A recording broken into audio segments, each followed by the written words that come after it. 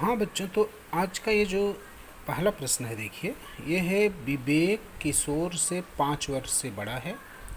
इनके गुणात्मक प्रतिलोम का योगफल 1/6 हो तो उनकी वर्तमान आयु ज्ञात करें। तो यहाँ लिखा है विवेक किशोर से 5 वर्ष से बड़ा है। तो अगर हमें किशोर की आयु मालूम हो जाएगी, विवेक का पता चल जाएगा, तो हम लिखेंगे माना किशोर की वर्तमान आयु x वर्ष है। तो विवेक क्या है, उससे 5 बड़ा है, तो इसलिए विवेक की वर्तमान आयु कितनी हो जाएगी, x + 5 वर्ष। अब प्रश्न में लिखा है कि इनके गुणात्मक प्रतिलोम, गुणात्मक प्रतिलोम मतलब उसी को जब बटे में लिख दिया जाता है तो वही गुणात्मक प्रतिलोम हो जाता है। तो दोनों की आयु का गुणात्मक प्रतिलोम, तो किशोर का x है तो 1/x और विवेक का x + 5 है तो 1/x + 5 ये हो जाएगा। अब प्रश्न में क्या कहा है कि इनके गुणात्मक प्रतिलोम का योगफल, मतलब ये और ये दोनों जोड़ दें तो ये कितने के बराबर होगा, 1/6। अब यहाँ तिर्यक गुणा करके करेंगे, x + 5 का 1 में गुणा होगा x + 5, x का 1 में होगा x और नीचे क्या, दोनों का गुणा हो जाता है बराबर 1/6। अब ये x और ये x मिलके 2x और प्लस 5/x का x में गुणा होगा x², x का 5 में गुणा होगा 5x बराबर 1/6।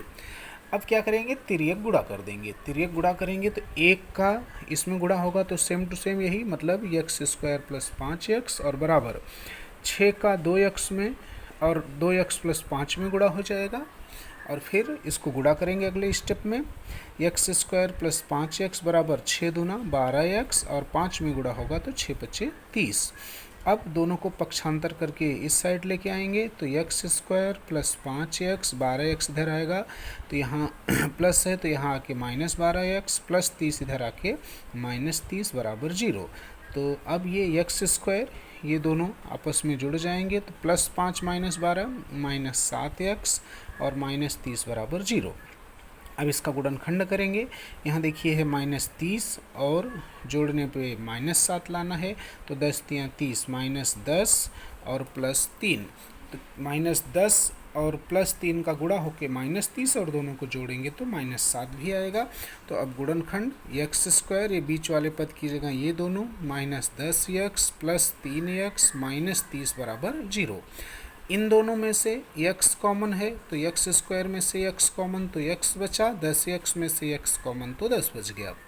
और इन दोनों में से ये 3 है, ये 30 भी 3 से कटेगा तो दोनों में कॉमन क्या होगा, +3, तो यहाँ से बचेगा x - 3 दहम 30 तो यह बराबर 0। अब देखिए x - 10 यहाँ भी, x - 10 यहाँ भी, तो ये कॉमन हो जाएगा तो बचेगा क्या, पहले वाले में से x और दूसरे वाले में से +3 बराबर 0। अब दोनों का गुणा 0 के बराबर है, इसका मतलब है कि या तो x - 10 बराबर 0 और या तो x + 3 बराबर 0। ये -10 दूसरे साइड जाके प्लस हो जाएगा तो x बराबर 10, या +3 दूसरी तरफ जाके -3 हो जाता है तो x बराबर -3।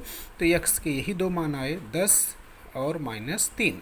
लेकिन x बराबर -3 अमान्य है क्योंकि किसी की भी आयु ऋणात्मक नहीं हो सकती, इसलिए उत्तर क्या होगा, x बराबर 10। तो जब x बराबर 10 हो गया तो किशोर की वर्तमान आयु हमने x मानी थी, तो किशोर की आयु बराबर x बराबर 10 वर्ष।